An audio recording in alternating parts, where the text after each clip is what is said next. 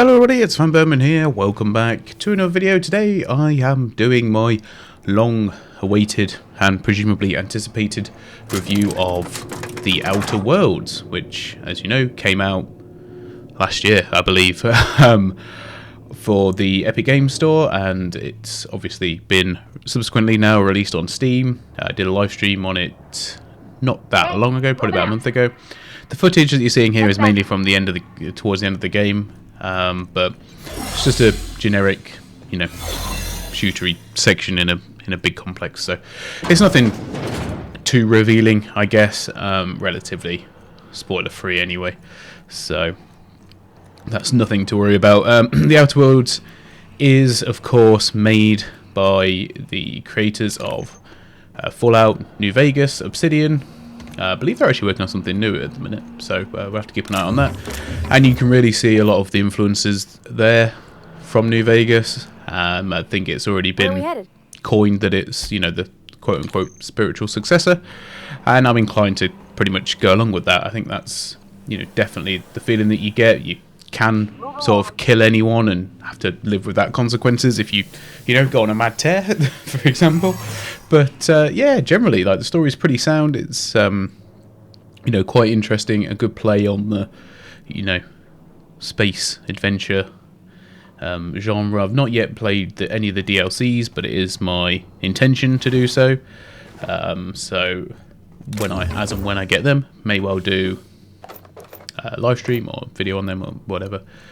Also may not, who knows.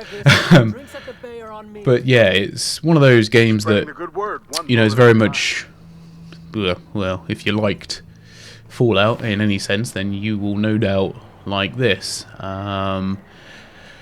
The gunplay is quite satisfying. You've got different abilities that your companions can use. They add a pretty decent amount to the game. That I will say there isn't any romance options between any of the players between the player and your NPC companions. That was a sort of more stylistic choice I wrote from Obsidian, but it doesn't make any difference. The stories that they portray are pretty good anyway, as they are.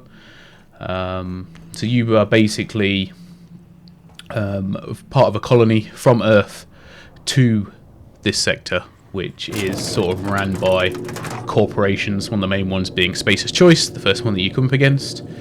You've tried the best, now try the rest. It's pretty good, I must say. It's, they've obviously drawn a lot of inspiration from Vault Boy from Fallout. And you get the same sort of vibes, the same sort of stuff goes on in terms of the marketing of it. Everyone seems to be in indentured servitude to these organisations, and obviously that plays out throughout the game.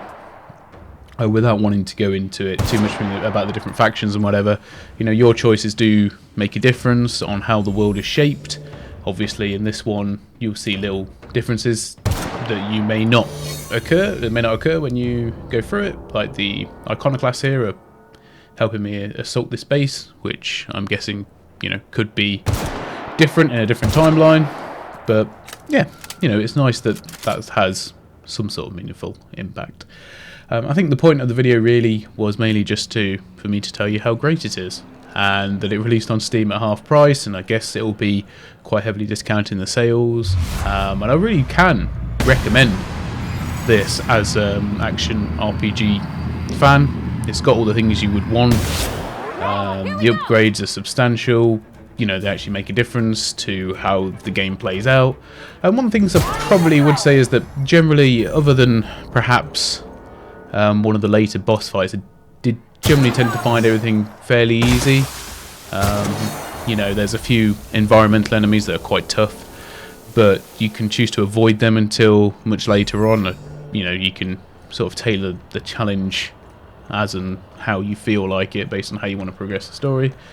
But the characters, all the main characters, feel important. There's not really, no one feels that they don't have any weight in the world. The story keeps you suitably invested enough, but also, to the point where you still want to go and do those side quests and and explore the sort of like barrenest planets when you get the chance to go and visit them. And, you know, and there's a wide range of options in order to take people down. You could be any sort of character, you know. I tend to obviously go for my sort of hunting rifle and a big heavy gun, and that's about it really, to be honest, and a pistol. But you can have, you know, all sorts of different weapons, grenade launchers, etc. There are also these scientific weapons which are like uniques. So they do different things. They're not like, I've not found them to be overly useful. More of a sort of functional collectible, which is still nice to have. It's good that they've, you know, included you know, that sort of stuff with just a little bit extra imagination in there. The Unreliable, actually, which is the name of the spaceship, not really much of a spoiler, is actually fairly reliable. So probably the ultimate irony of the Outer Worlds.